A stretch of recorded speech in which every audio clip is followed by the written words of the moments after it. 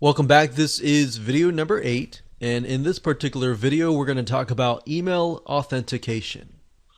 It's about time that you learn the basics of protecting your email box from spam. So in this video you're going to learn how to use cPanel and tell cPanel to do just that and authenticate all the emails that are coming out of your domain as legitimate emails. And what this does is it protects you from other people abusing your email. And I'll show you in just a second how all this works. So there are two things that you want to do. You want to, of course, scroll down and find the email section. But after that, you're going to want to do two things. And the first thing you want to do is Spam Assassin, which will basically protect you from spam, which will open that up in a new window. And then the next thing we want to do is we want to do what we call email authentication. And we'll open that up into a new window as well.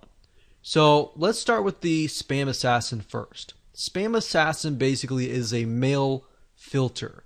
It will filter out your email. You have the ability to set it at a high and a low. So by default, it's going to do from 1 to 10. So default, it's going to do 5. The higher the number, the more conservative the setting. So you could get really granular and really block everything out.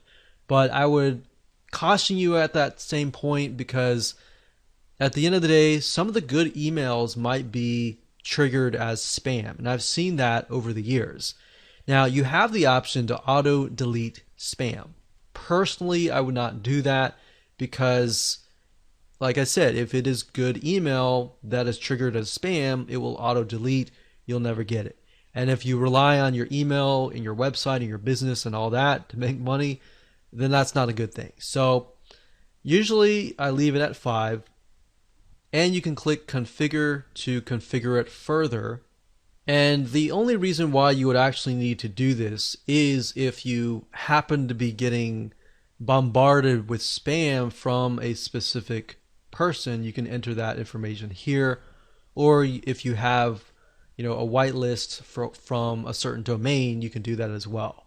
But typically the first step is all you really need.